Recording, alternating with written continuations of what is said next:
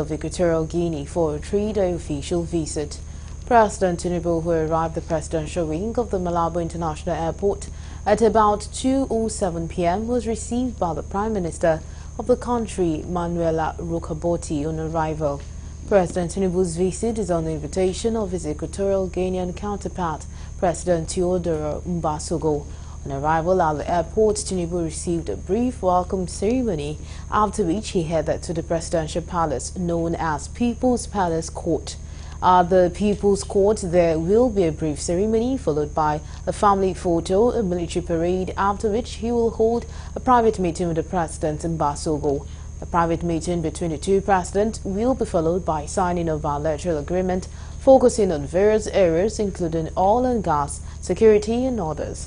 President Tinubu will later sign a historic visitors book, after which a press statement will be made available, then a dinner to close the day. Among those accompanying President Tinubu are the Foreign Affairs Minister Yusuf Tugar, Defense Abubakar Badaru, and the Minister of State for Petroleum Resources Gas Ekpekipe Ekpo, and then Interior Olubumi Tunjojo, amongst others.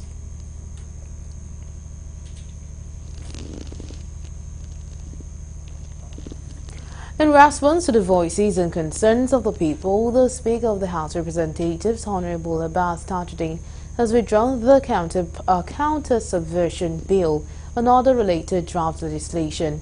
In a statement issued on Wednesday, the Special Advisor on Media and Publicity, Musa Kirshi, said the decision follows the Speaker's extensive consultations with a broad range of stakeholders and a careful consideration of the nation's current circumstances. He said Speaker Abbas Tajuddin, a champion of the people's interest, has always prioritized listening to the citizens and fostering unity, and his decision reflects his commitment to ensuring that the House remains truly the people's house. He acknowledged the significance of the concerns raised and the attention the bill has garnered, reaffirming that he will never support any action that might disrupt the peace and unity of our nation.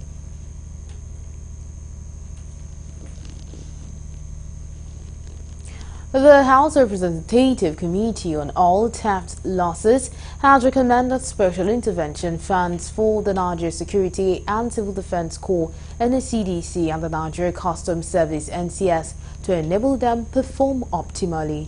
Chairman of the committee, Al-Hassan Adodogwa, who made the demand during a special session hearing on the utilization of special intervention funds to combat crude oil theft across the country, said he was disappointed with the lack of support for the NSCDC to carry out its constitutional mandate.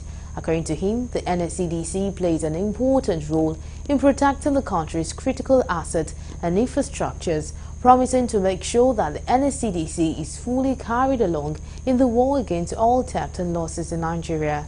Dogwa called on the security agencies present during the meeting to speak up and share their challenges in order for the committee to make informed decisions that will help the country.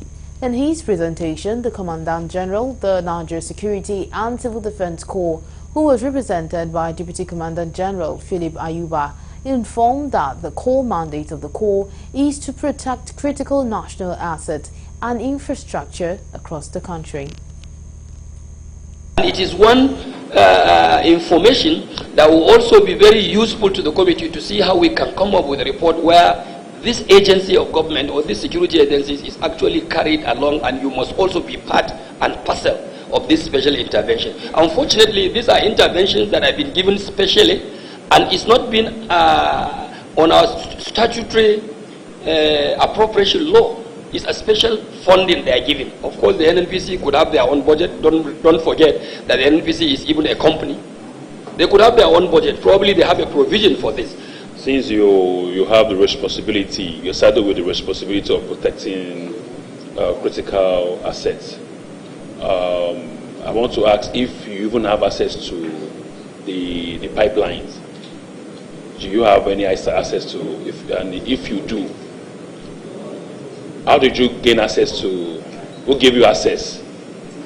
Because if you are protecting someone's facility and you are not getting any funds from that same organization.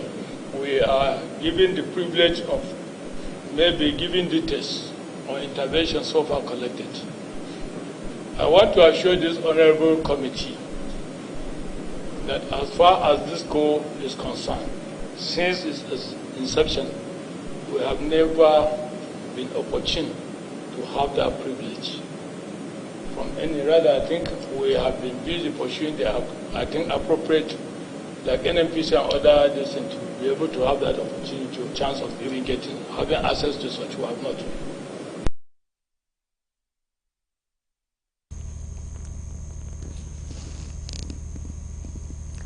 The Port Harcourt Refining Company, a refinery under the management of the Nigerian National Petroleum Company Limited in Rivers State, has again failed to commence operations after about 6 postponements.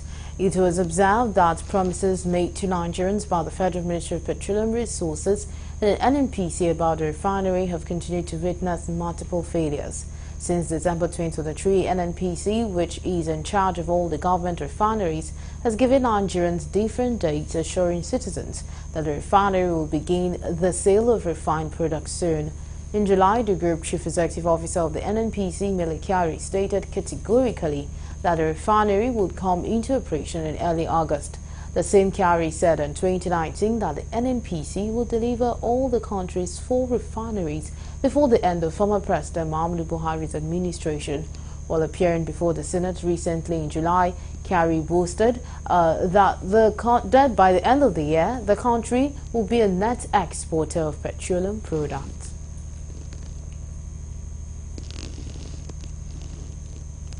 The Shell Petroleum Development Company of Nigeria has said that the reported oil spill from its facility in Imiringi community in Bayelsa was caused by oil thieves. The company said that it carried out a joint investigative visit, JIV, into the July 27 oil spill. The JIV is a statutory probe that follows every reported spill incident by regulators, operators and community representatives to ascertain the cause, volume of spill and impacted area. Bamidele Udugbeson, Media Relations Manager of SPDC, in a statement on Wednesday in Yenogwa, said that 3 barrels of SPDC's Bonny Light crude blend was spilled into the environment. Although members of the Imiringi community had claimed that the spill had polluted farmlands and water bodies in the area, SPDC said the entire 3 barrels had been recovered, leaving a residue. Newsman reports that the JIV ended on July 30th, with all parties unanimously agreeing on the course, while repairs on the breached pipelines are ongoing. You're still on to Galaxy Primetime News, and coming up next.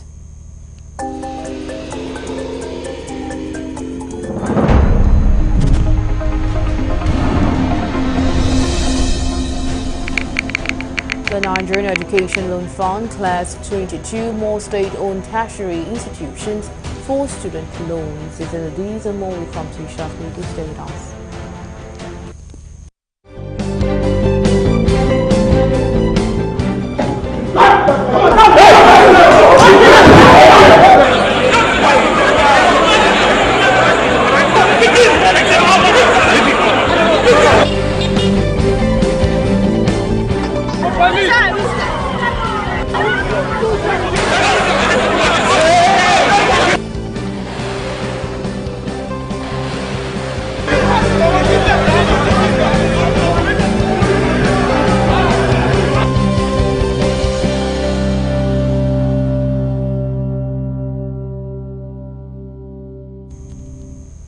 We're glad to have you back. Now, for more updates and latest news, please visit our website www.galaxytvonline.com. Connect with us on our X handle with Galaxy TV. Subscribe to our YouTube channel, youtube.com/GalaxyTVNews. You can follow and interact with us on our Facebook page, facebook.com/GalaxyTV. Don't forget to follow and tag us on our Instagram page at Galaxy TV. You can also avail our eyewitness feature via WhatsApp. If you have breaking news around you, simply share a story by sending short clips or videos of the news on 018-666-669. Our social media platforms are user-friendly and can always accommodate your live updates and comments.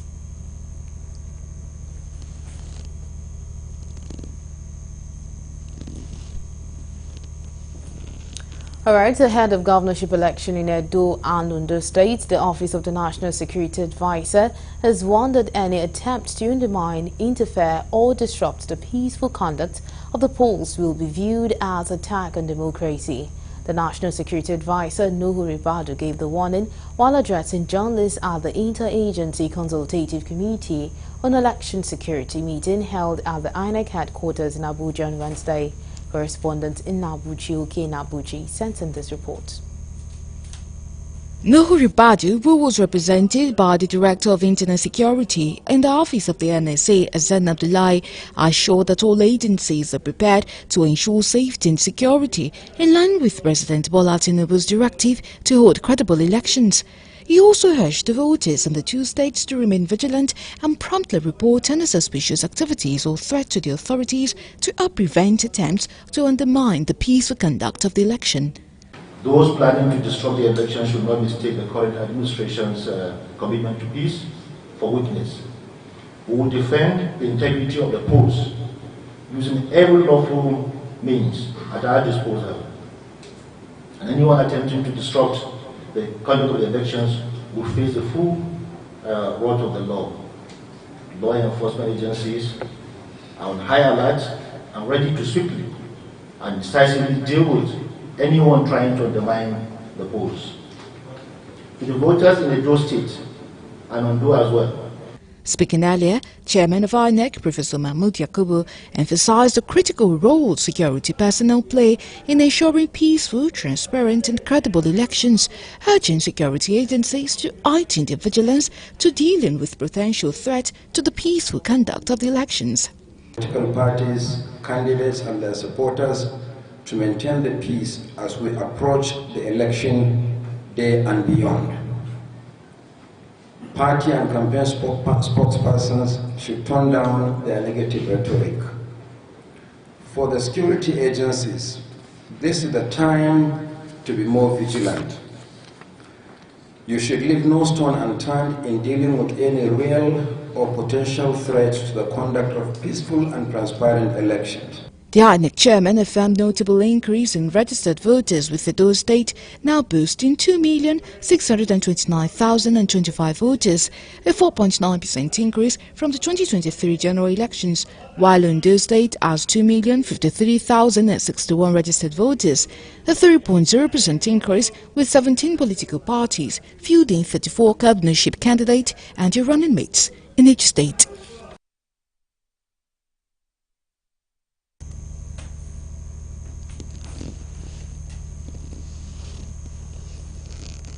The National Association of Resident Doctors has called on the federal government, Kaduna State government and security agencies to avert the needless crisis in the health sector and to ensure the prompt release of Dr. Ganiat, who was abducted on the 27th of December 2023. Dr. Popola Ganiat, who is a registrar in the Department of Ophthalmology, National Eye Center, Kaduna, alongside her husband, a military officer and nephew, were kidnapped on a said date without any information from the abductors. The incident was set to occur at about 1 a.m. on Wednesday, 27th of December 2023, at the staff quarters of the National Eye Center, Kaduna, with the assailants abducting and ferrying all three victims with little hindrance. NAD's National President, Dr. Dele Abdullahi, who made the call while addressing journalists in Abuja on Wednesday, disclosed that the association will embark on an industrial action on the 26th of August if Dr. Ganiat is not released. The association appreciates the effort of all well-meaning Nigerians, major stakeholders and security agents that have assisted in different ways to ensure the release of our DMM colleague, and wants to use this opportunity to call on the federal government, the Kaduna State government, and all security agencies and major stakeholders to avert this needless crisis in the health sector and to ensure the prompt release of our dear colleague, Dr. Popola Ganiat. Dr. Abdullahi stated that the last interaction with Dr. Ganiat shows that she is being kept in inhumane condition that has resulted in deterioration of her physical and mental health. Calling on security agents, the state government, the federal government, the Kaduna State government, and all major stakeholders to ensure the prompt and unconditional release of Dr. Popola Ganiat. This press conference will be heralding the Free Dr. Popola protest march, which shall take place in all tertiary hospitals across the nation. The association will be embarking on an industrial action on the 26th of August if Dr. Popola is not free by then.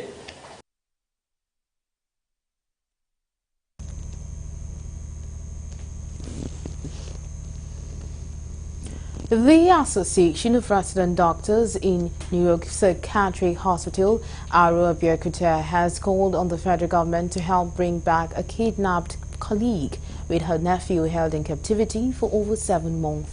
The doctors demanded that the abducted Dr. Ganiat Popola should be released from captivity without any issues.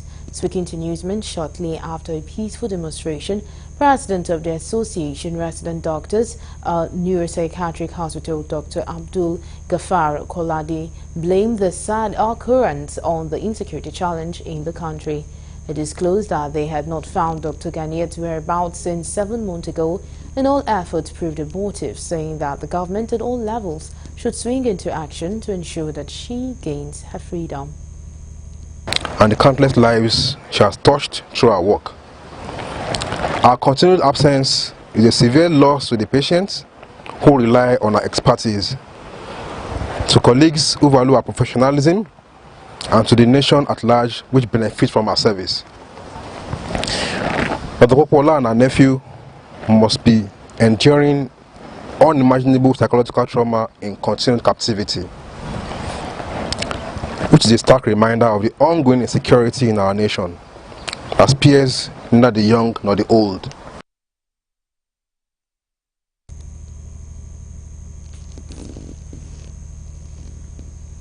Women in Akoko Southwest Local Government area of Ondo State have protested the incessant kidnapping and killings by suspected headsmen in the area. The protest came barely 24 hours after the killing of a 34-year-old farmer, Sunday Ayeni, in the Ubaoka Koko by suspected headsmen. There are 2 women who were half naked and without head ties stormed the palace of the Oba during a security meeting to express their grievances. Decked in various attires and chanting war songs, the women decried the atrocities of the headsmen in the area, condemning the ugly incident and demanding justice for the victim and putting an end to headsmen attacks in the area. According to the women, the suspected headsmen raped some of the women on their farmlands and also destroyed their crops. They vowed not to tolerate continued harassment, torture and kidnapping for ransom by headsmen in the area. Speaking on behalf of the protesting women, Abigail Ojo, while narrating their ordeals, said they had practically abandoned their farms.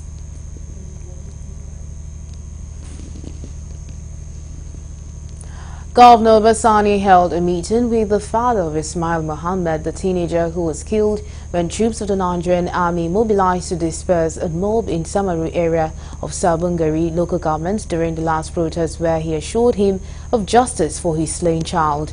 The father, Mohammed Hussaini, expressed appreciation to the state government for sending a high-power delegation to condole with him in his Samaru residence and the assurance of a full and speedy investigation into the killing of his son. The governor also expressed his profound gratitude to President Bola Ahmed Tinubu for his concern, sympathy and assurances that justice will be done in the matter as soon as possible.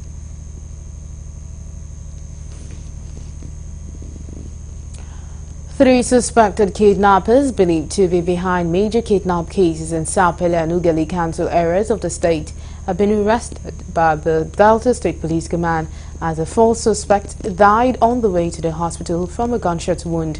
This is according to a statement by the State Police Command spokesperson Hedafi Bright, made available to our correspondent, saying the suspect were apprehended after collecting a ransom of 5 million naira from the families of a kidnapped victim that was later released. According to the police, the victim, after regaining freedom, reported to the police command, and the police commissioner, CP Olufemi Abaniwanda, directed his special squad to investigate and arrest the perpetrators. The directive was set to have paid off as 3 of the suspects were arrested in different locations around Sapele town, while the 4th suspect, named Joel Ochuku, was injured during a gun drill sustained when he led the police to all the members of his gang in Ewu community in Ughelli South.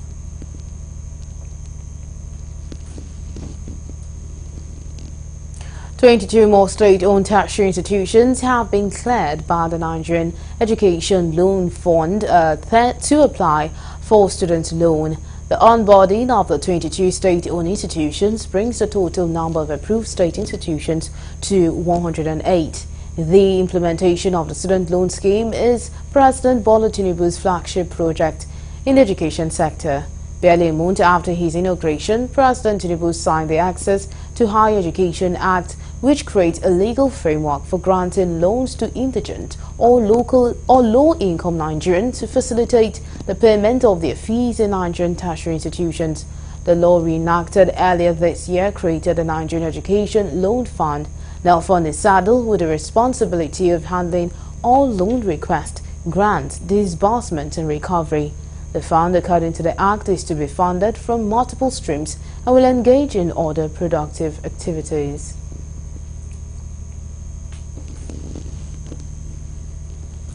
The world-class fashion hub promised by President Bola Ahmed Tinubu to be established in Benue State within 90 days is near completion as engineers are seen putting finishing touches to the project. The ultra-modern fashion hub, which will come with state-of-the-art, is part of President Bola Tinubu's promises to Benue people to create jobs and enable them access capital, particularly for small businesses and tailoring cluster in the state. Governor Hyacinth Elia of Benue, who visited the site to ascertain progress of work, expressed satisfaction with the level work done so far and hope that the project is completed in due time to enable President Bola Tinubu commission a project as planned. It will be recalled that Vice President Kashim Shettima had in January 2024 unveiled his plan in Makurdi when Benue held its MSME program, promising that the fashion hub will be completed in 90 days.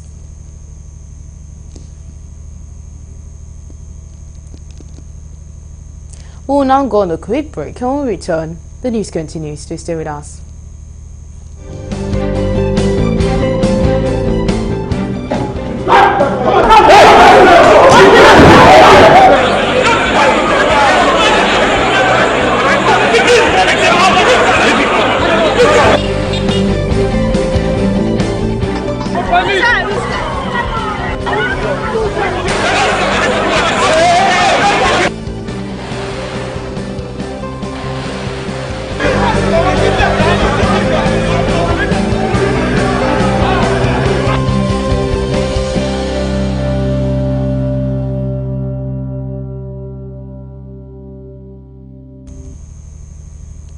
We're glad to have you back. The newly appointed Executive Secretary, National Commission for Persons with Disabilities, Ayuba Gufwan, has called for more inclusion of persons with disabilities in the scheme of things. Speaking during his familiarization visit to the Commission, the incoming Executive Secretary of the Commission stated categorically that all hands must be on deck to move the Disability Commission to the height that everyone desires. Gufwan emphasized the need for inclusion of disability people in society, just as he called on all and sundry to join hands with him in repositioning the disability community. If we must renew the hopes of people with disabilities, all hands must be on deck. PWD or not, we need everybody's hand on the deck to be able to push to that height that we are all expecting to be. I'm so very, very grateful for the privilege to be so chosen by our President, His Excellency President Bola Ahmed Tinubu.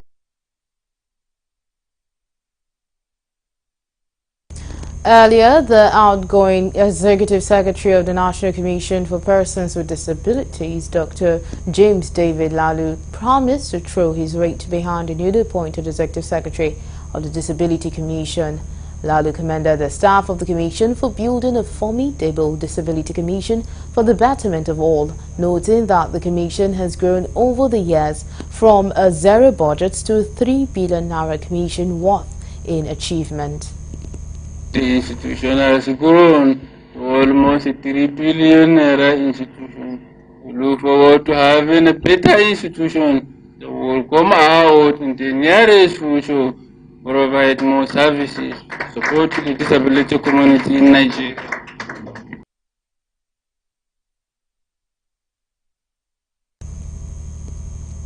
Since Nigeria began practicing democracy in 1999, the federal government have received most of the blame for underdevelopment, infrastructure decay, and above all, the misappropriation of government finances.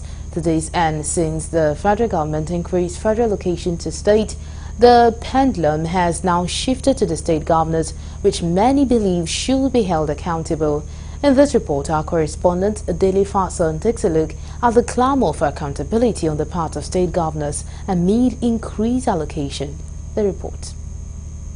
The increase in the federal allocation from 1.1 trillion naira in June to 1.354 trillion in July 2024 made some states like Delta, who received 260 billion naira, Rivers with 197 billion naira, and Akwa Ibom with 179 billion leading the pack from the 36 states of the Federation in the first quarter of 2024. Despite these huge sums of money, some states like Delta, Rivers, to mention but a few, are still grappling with insecurity and infrastructural decay. Some economists express their views on the renewed call to hold governors accountable. So the idea of saying, oh, because the allocation has increased, we should hold the governors more accountable or less, doesn't come in. What happens is simply we have laws in this country to safeguard the constitution and ensure that the governors are working and not disturbed by unnecessary litigation. The immunity clause is there. Now that there's increase in allocation to the states, we ordinarily will expect that the governor should do more, but we must also take into cognizance the spiraling inflation in the country, the depreciation of the value of the naira. So what that means is the purchasing power of the people and the state government has also reduced. The call on the EFCC and other financial regulatory agencies to ensure the governors face interrogation and face the courts after their tenure as a result of the immunity they enjoy. Because the law provides immunity for the governor, the EFCC can do little.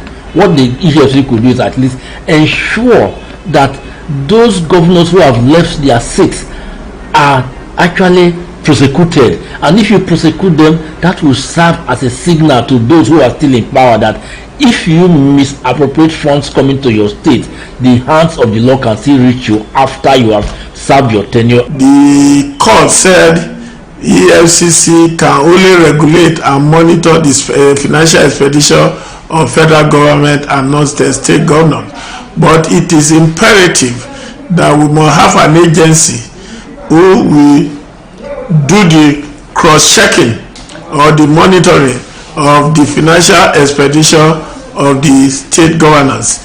The argument that the state houses of assembly is doing that already is not enough. Meanwhile, several rights groups, including the Socio-Economic Rights and Accountability Project, SERAP, call on state governors to ensure the increased allocation transform into economic growth to prevent backlash amid hunger protests. The governors, on their part, must match their words with action in bringing dividends of democracy to the people.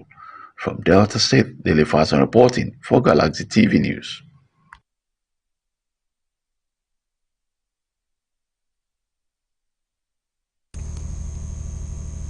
The Revenue Mobilization Allocation and Fiscal Commission RMAFC has cleared the air on the salaries and allowances being paid to members of the National Assembly. This is contained in a statement signed by the chairman of RMAFC, Mohammed Shehu, in Abuja. According to him, the clarification has become imperative. Shehu said that the issue had continued to occupy the front burner of the national discourse, especially among elder statesmen, public affairs commentators, civil society organizations, as well as the media. He said that Shehu Sani, a former senator, was reported to have disclosed to the public that each senator collects monthly running cost of 13.5 million naira in addition to monthly 750,000 naira prescribed by the commission. stating that RMAFC does not have constitutional powers to enforce compliance with proper implementation of the remuneration package. According to the chairman, it is instructive to note that some allowances are regular while others are non-regular. 4 deaths occurred in flood-ravaged communities in Shira, Gyade and Katagum local government areas of Bauchi State. Gyade, Katagum and Shira local government are the local most affected by the flood. The flood has destroyed many people's houses in Gyade. There has been no loss of life, but farms, animals and other domestic assets have been affected. In Shira, farms have been lost, houses destroyed and 3 lives lost. In Katagum local government, farmlands, houses and 1 life has been lost. The destruction caused by the flood, including a damaged bridge that has left travelers stranded. In Katagum, a road has been cut off on the way to Bulkachwa, and another road from Azare to Jamare. Similarly, 2 roads have collapsed, one from Azare to Gyade and another from Shira to Azare, which may be cut off at any moment. He reiterated that thousands of hectares of farmland have been submerged by the flood. The SEMA director urged residents of the state living in waterways to vacate their houses as there is more threat of flooding in many areas. And now we'll move over to the foreign desk for more news.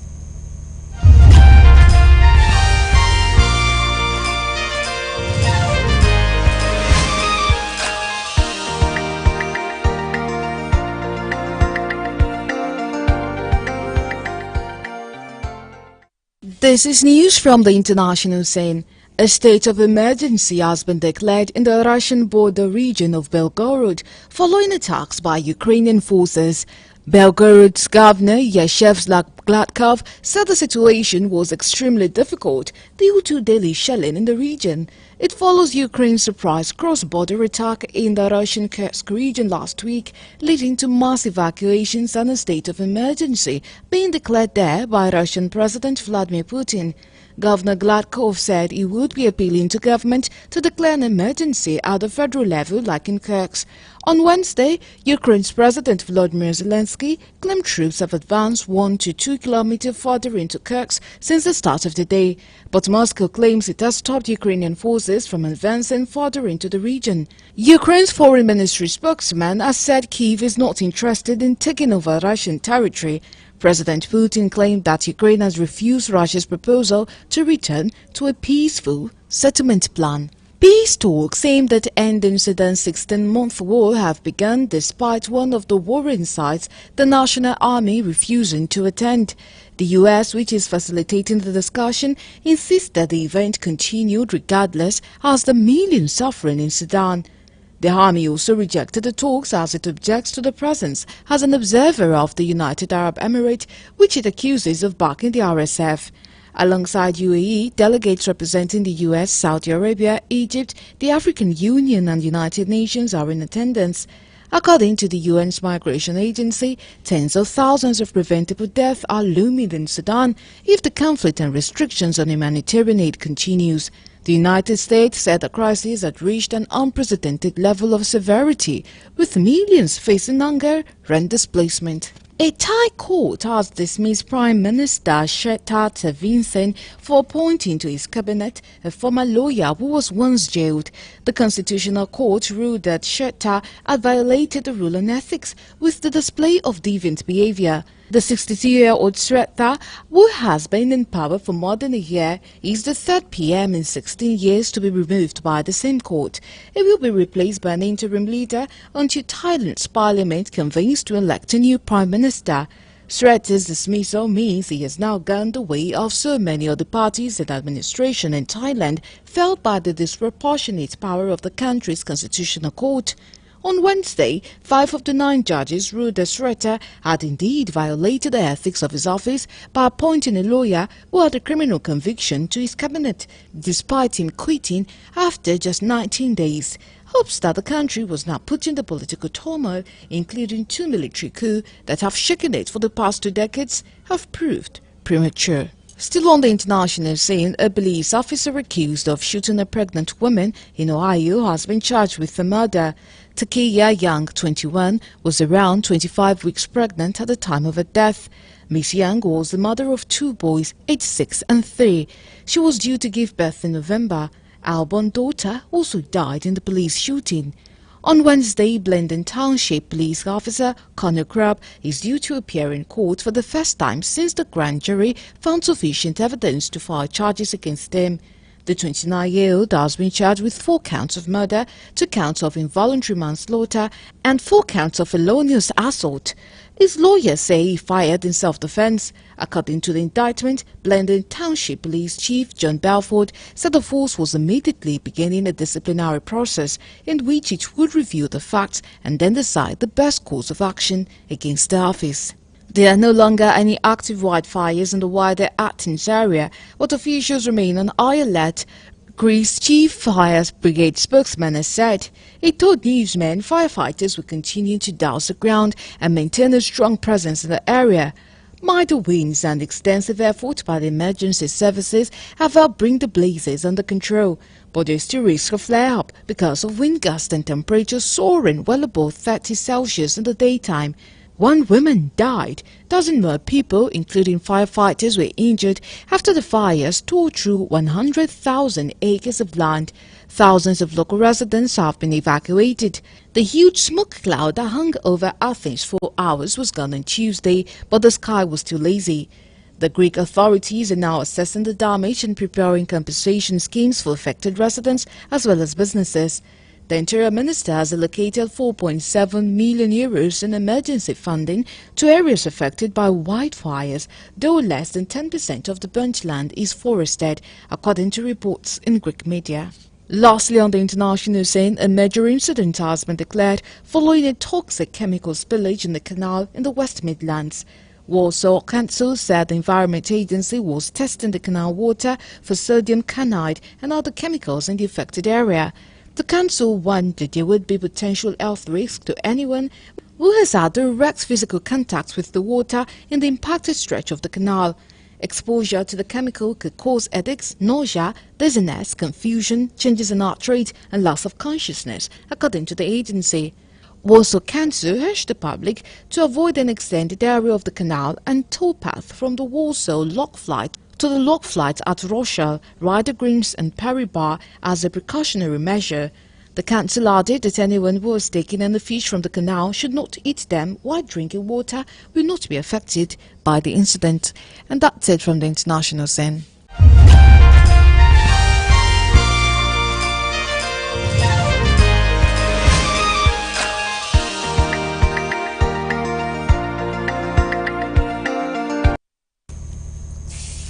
And now we'll move on to foreign entertainment, entertainment news.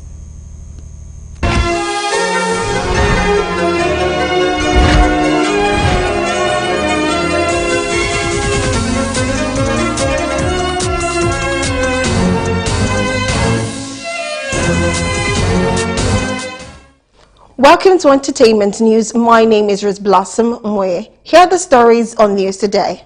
Talented singer Chike gives Troll 1 million naira after he was mocked of gaining fame through the late musician Mohbad. It will be recalled that the Afropop singer had sang a song Egu with the late rapper before he passed away. Following the release of the song, it had instantly become a hit, topping charts across different streaming platforms. Some netizens took to the X page to accuse him of bagging fame through the late Mohbad.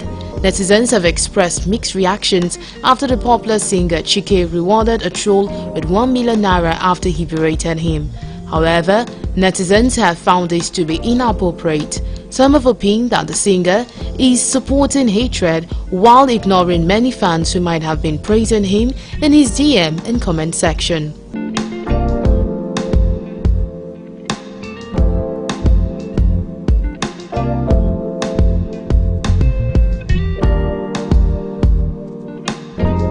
Nigerian award-winning singer and songwriter Oladapo Daniel Uyibanjo, better known as The Banj, has reunited with his friend and music producer Don Jazzy to make a sequel to his 2008 album The Entertainer.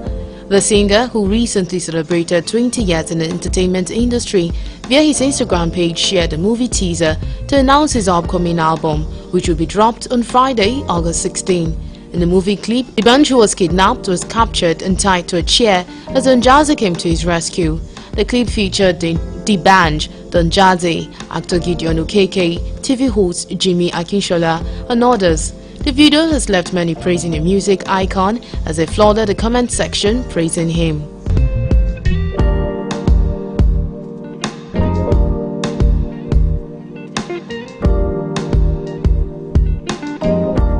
Billionaire Femi Otedola, through his foundation, the Femi Otedola Foundation, known for its charitable initiatives, presented a check of 5 million naira to the Olayode family, who recently welcomed quadruplets. The check was handed over by Philip Akinola on behalf of the foundation.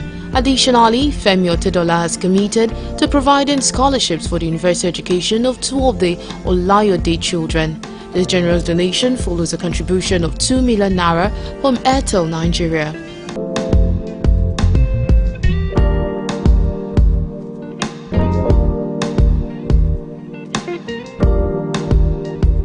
Comedian Oluseyi Olatile, known as Sheyi Law, has officially resumed his duties as SSA Senior Special Advisor on Entertainment and Tourism to the Governor of Ondo State, His Excellency Ayedatiwa Loki.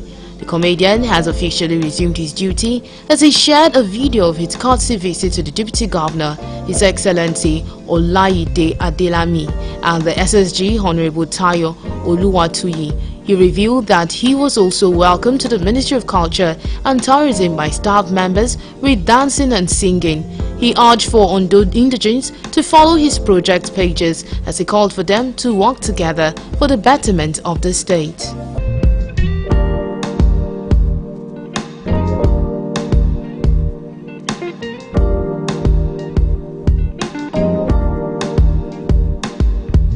And that'll be all on entertainment news. Thank you so much for watching. My name is Riz Blossom. Bye for now.